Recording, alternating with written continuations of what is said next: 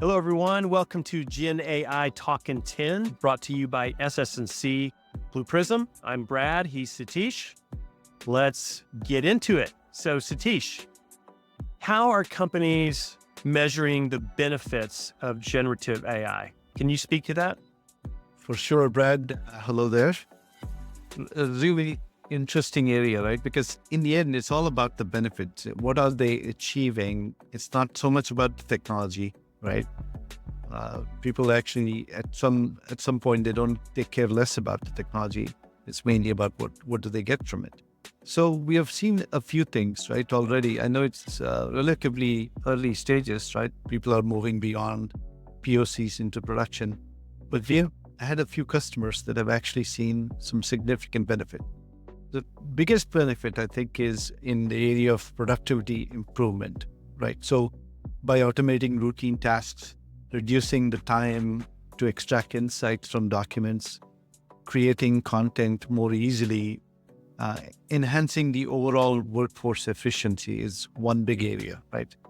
The second is maybe related to that is cost reduction, both hard dollar, that are basically tangible cost savings, and soft dollar cost savings in various operations, such as customer service automation, right?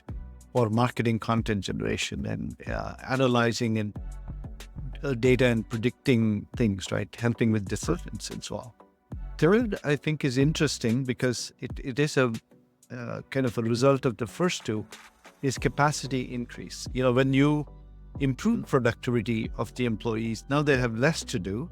And so instead of hiring more people, it's directly impacting their capacity, and you're freeing up those human workers also to do higher value work, which means there's better ROI.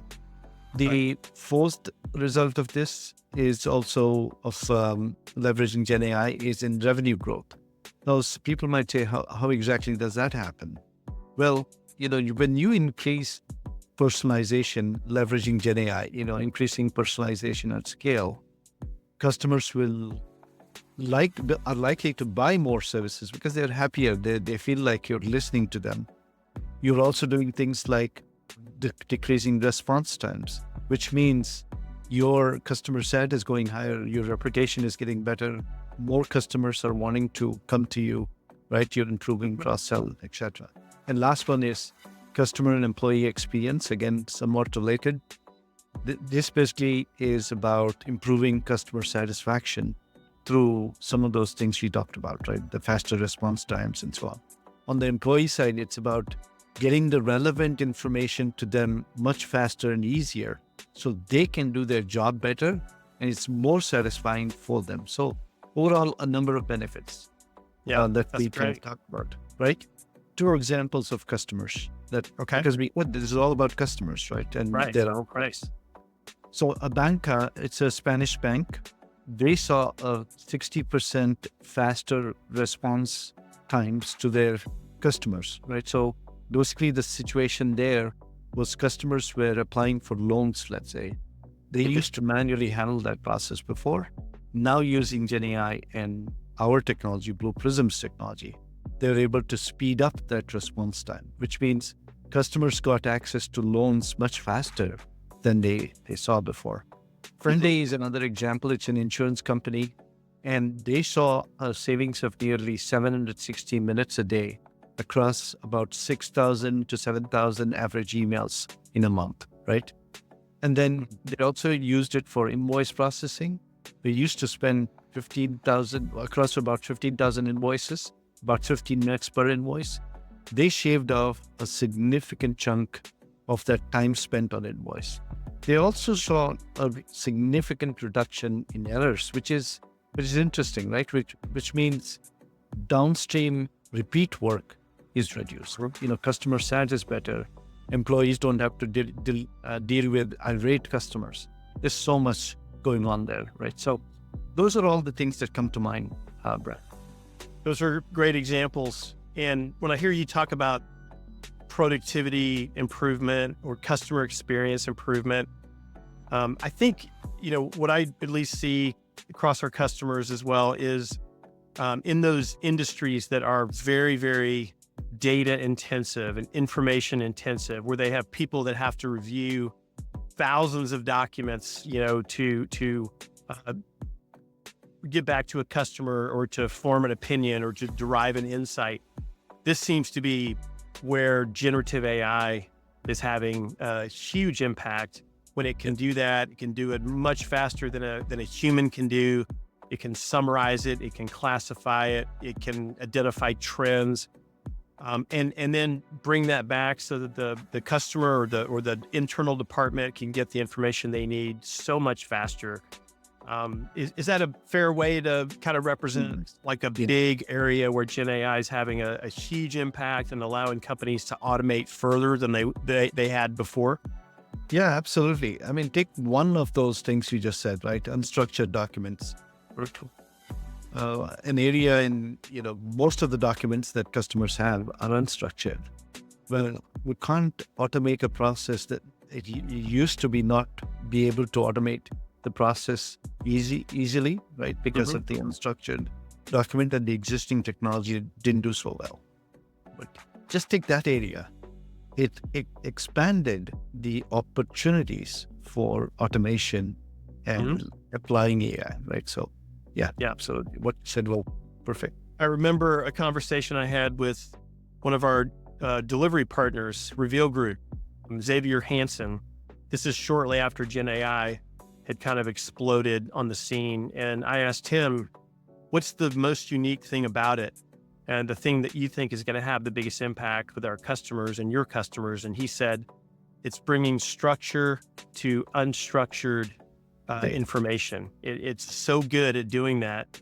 And I think that, that to him was the real thing to pursue with customers is where can we use this capability to its fullest extent to take automations and take them a lot further. And I know they were working at the time with a healthcare client who had all different types of documents that were used in a process, and they were trying to leverage Gen AI combined with digital workers to make that much more seamless, much faster and more efficient.